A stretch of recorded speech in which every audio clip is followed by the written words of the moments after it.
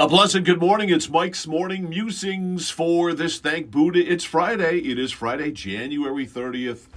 Where has the month gone? 2026. And I don't know what I had planned for this particular Mike's Morning Musings this morning, but it wasn't Cooper Flagg going off into the next stratosphere. I don't know what I was going to do, but Cooper has solved my problem of what I was going to do on Mike's Morning Musings this morning. He went off last night, he being Cooper Flagg, for a career-high 49 points. That also represents a new record for points in a game by someone in the NBA who's a teenager. He broke the... It's unbelievable.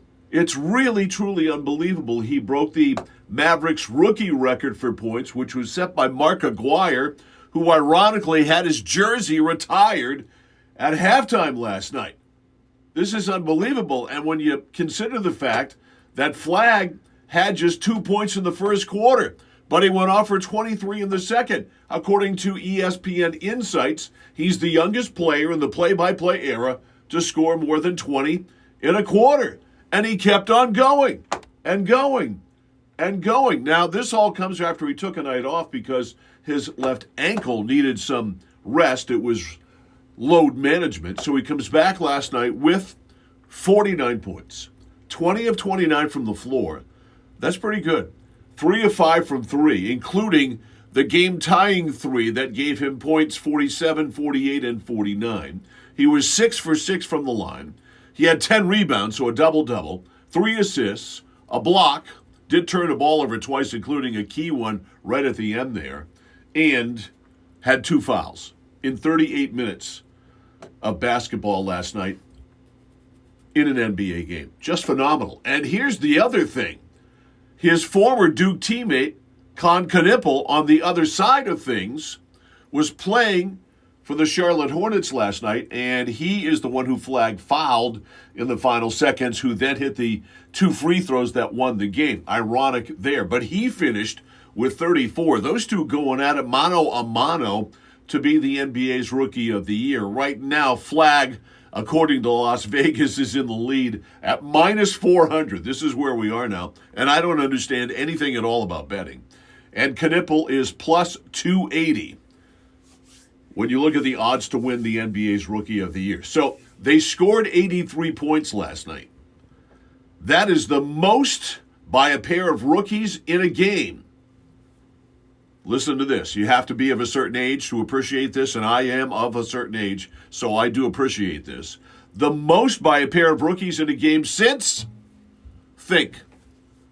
You'll never come up with this. I never would have either. Tiny Archibald and Pete Maravich. So Tiny and Pistol Pete combined for 91 points in 1971 when I was either 10 or 11, probably 10 when it happened in the NBA that year. Tiny Archibald, who once led the NBA in assists and scoring in a single season, and of course Pete Maravich averaged 44 points a game in college before they had a three-point line.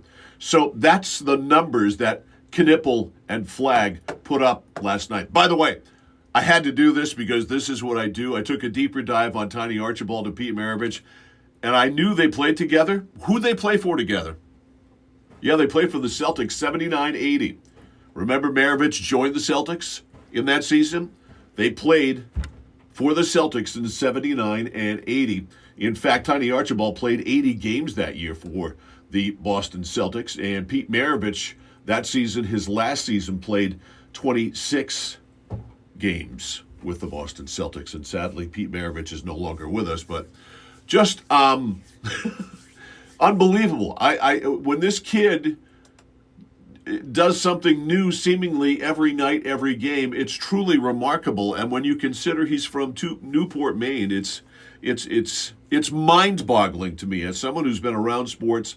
And we've had our people from Maine have a certain amount of success in the world of sports, in various sports. Here locally, Danny Baldick from Waterville, who never actually played for Waterville High, but from Waterville, went right through the Waterville youth hockey, played at Harvard, then played on the 1976 Olympic team, and then played in the National Hockey League. Danny who I casually know. I'll drop his name. Had a good professional career.